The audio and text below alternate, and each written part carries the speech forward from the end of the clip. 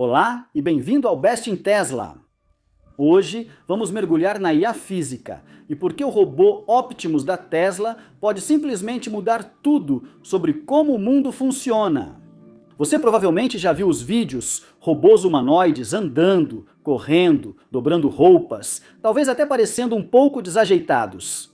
E muita gente inteligente, até lendas da tecnologia, como Marcus Browning, ainda dizem que eles são meio bobos, apenas brinquedos sofisticados. Robôs especializados, como aspiradores de pó e cortadores de grama, são o futuro, certo? Bem, e se isso estiver passando longe da questão central?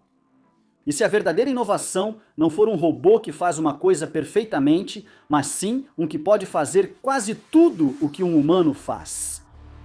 A chave para o verdadeiro sucesso em tecnologia, para o grande público, é o poder da generalização. E se adotar de vez um formato de propósito geral e humanoide, desbloquear o maior mercado da história da humanidade? Estamos falando de uma escala que faz o smartphone parecer pequeno. Mercados de trabalho, manufatura e sim, até mesmo construções na Lua e em Marte. Então fique por aqui, porque quando você enxergar o quadro completo, a história, a economia, as ambições insanas, talvez nunca mais olhe para os robôs da mesma forma. Então vamos falar sobre por que Optimus será o produto mais importante já criado. Vamos direto ao ponto.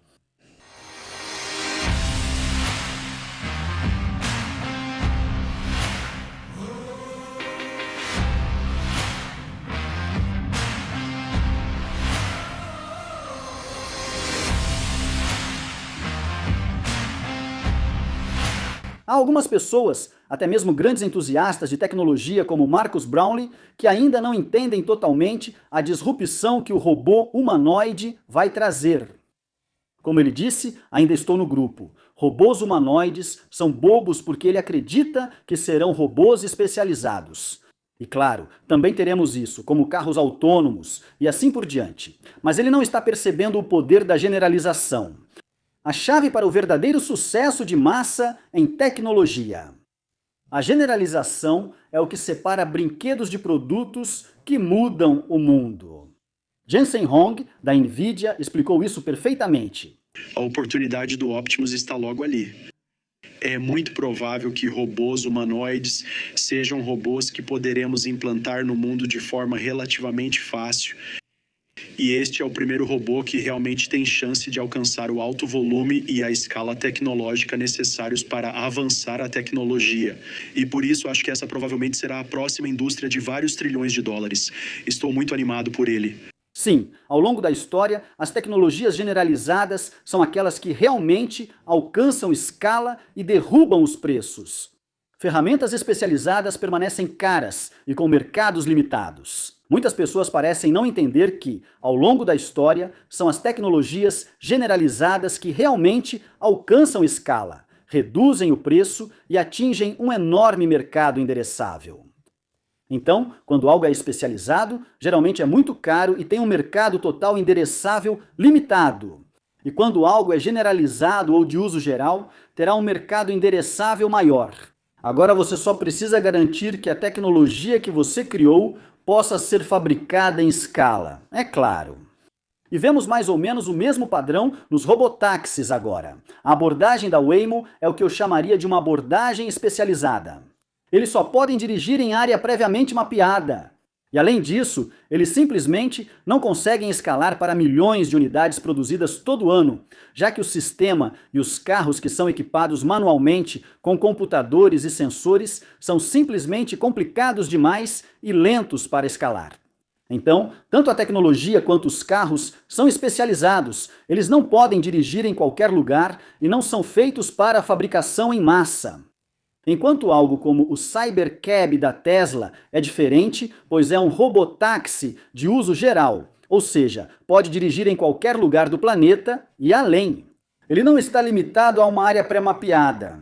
E os veículos, e até mesmo o processo de fabricação, são projetados para serem produzidos em massa e automatizados. É por isso que o Cybercab da Tesla é muito mais barato do que os robotáxis da Waymo, e porque a Waymo não conseguirá competir em termos de custo.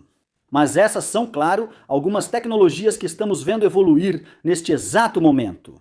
Mas também podemos olhar para alguns exemplos históricos. E o melhor exemplo histórico, bem, provavelmente é o smartphone. Antes do iPhone, nós tínhamos dispositivos móveis especializados. Celular básico para ligações, PDAs para calendários e contatos, câmeras para fotos, tocadores de MP3 para música e assim por diante. Cada um fazia uma coisa bem, mas continuava caro ou limitado porque o mercado para cada um era menor. Então o smartphone combinou todos esses casos de uso em um único dispositivo de uso geral que cabe na sua mão. De repente, o mercado total endereçável explodiu. Bilhões de unidades significaram uma escala de produção massiva, o que derrubou o custo dos componentes, melhorou a tecnologia rapidamente e tornou o smartphone acessível para quase todo mundo. No seu auge, o iPod da Apple vendeu 55 milhões de unidades por ano, o que é muito impressionante para um dispositivo de uma única função, mas está muito abaixo dos volumes do iPhone. A Apple normalmente coloca no mercado entre 220 e 250 milhões de iPhones por ano nos últimos tempos, tornando-o o produto de consumo mais vendido de todos os tempos. Mas a Tesla está falando em fabricar 100 milhões de unidades do Optimus e provavelmente 1 bilhão a longo prazo. Isso tem potencial para ser um produto de consumo ainda maior do que o iPhone. Outro paralelo forte é o computador pessoal. Antes do PC, os computadores eram enormes mainframes, caros, usados apenas por grandes organizações para tarefas específicas. O PC era uma máquina de uso geral que podia rodar diferentes softwares para trabalho, jogos, criatividade e assim por diante. Essa versatilidade gerou um volume enorme que impulsionou toda a indústria de semicondutores e levou a computação para as massas. O padrão é o mesmo. Produtos de uso geral vencem em escala. Quando um produto pode atender a muitas necessidades, você alcança o volume que torna tudo mais barato e melhor. E Jensen Huang defende quase exatamente essa ideia. O mundo já está construído para os humanos. Nossas ferramentas, nossas portas, escadas, fábricas e assim por diante, um humanoide versátil pode fazer milhares de trabalhos. E Optimus, eventualmente, será capaz de fazer tudo o que os humanos podem, o que significa que ele vai revolucionar o trabalho. E o trabalho representa cerca de 50 a 53% do PIB global, um mercado de mais de 50 trilhões de dólares. O mercado endereçável total para robôs humanoides de uso geral é enorme, então há muito espaço para concorrência. Mas só se você realmente projetar para a escala. Então Figures, um robô muito bonito e estiloso, mira apenas cerca de 10 mil unidades por ano. Ou até mesmo a chinesa Unitry mira 75 mil unidades até 2030 ou depois. Tesla? Bem, a linha piloto que eles estão construindo na fábrica de Fremont tem capacidade para 1 milhão. E a fábrica dedicada que eles estão construindo neste momento tem como meta uma capacidade de 10 milhões até 2027 ou 2028. Mesmo que o cronograma atrase, a Tesla está simplesmente jogando um jogo completamente diferente de qualquer outra empresa. Com um mercado tão grande, falamos de 50 trilhões de dólares ou mais ao considerar a exploração de outros planetas.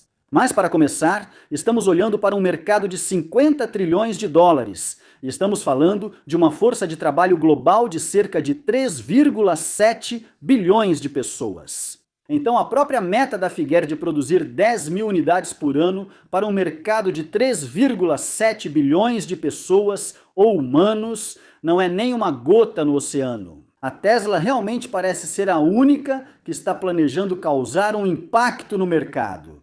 Então, há 3 coisas que eu acho que são necessárias para vencer nesse mercado ou fazer parte dele. Um robô humanoide verdadeiramente generalista, projetado do zero para a produção em massa e com o objetivo agressivo de estar à altura do maior mercado potencial do mundo. E agora só a Tesla tem os 3. Então, o robô humanoide, esse robô humanoide generalista, provavelmente será o maior produto de consumo já criado. Como um smartphone, ele pode receber atualização remota e se tornar mais inteligente com o tempo. Desde que o robô seja feito para replicar o formato humano, ele, no final das contas, será capaz de fazer tudo o que nós fazemos e até mais. E é por isso que fazer um robô humanoide o mais próximo possível de um humano é muito importante, pois assim ele só vai precisar de uma atualização de software remota e não de um novo hardware no futuro. E se combinarmos tudo isso com a SpaceX, que é capaz de lançar esses robôs no espaço, construindo bases na Lua e colônias em Marte, minerando o sistema solar. O modelo de negócios simplesmente muda de patamar, já que as possibilidades se tornam praticamente infinitas.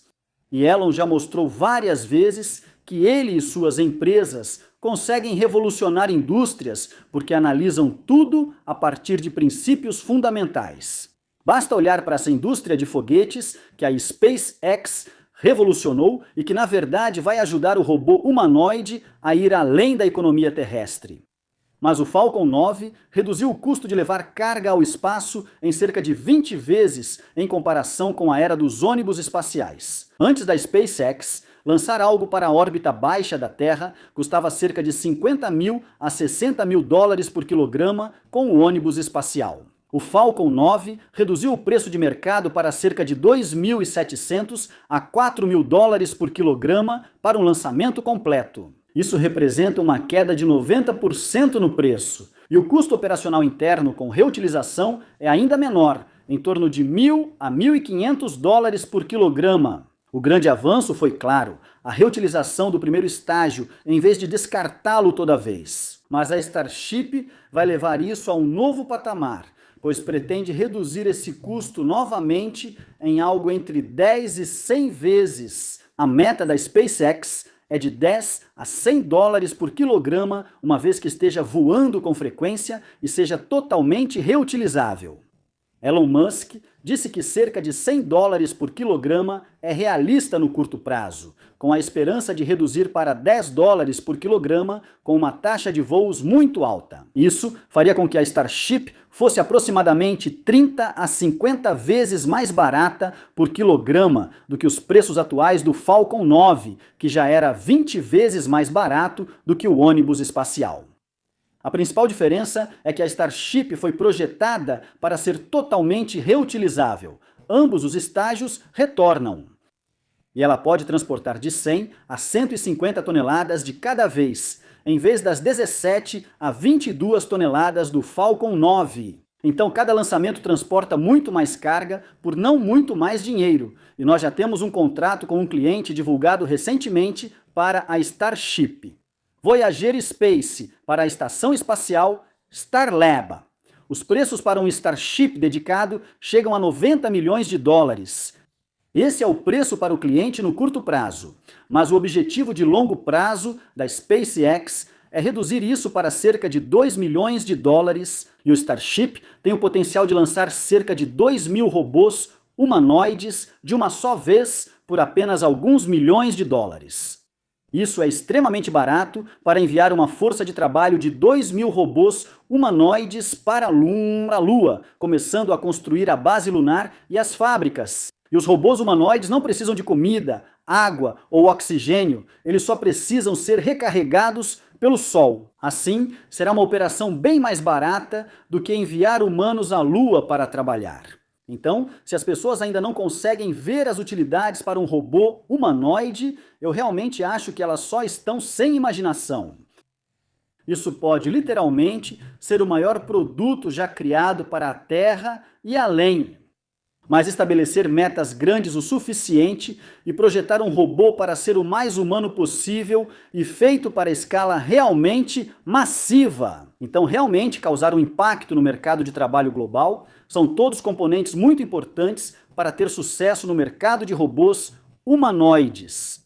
E a Tesla é basicamente a única no momento que possui todos esses componentes. Outros podem seguir, mas agora ninguém tem metas e prazos tão agressivos quanto a Tesla.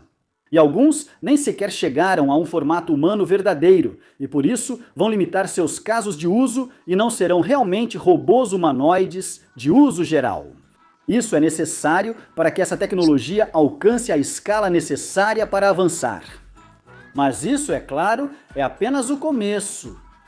Muita coisa pode acontecer, mas para a Tesla ser a mais agressiva ao entrar nesse mercado de trilhões de dólares, bem, isso tudo me parece ótimo.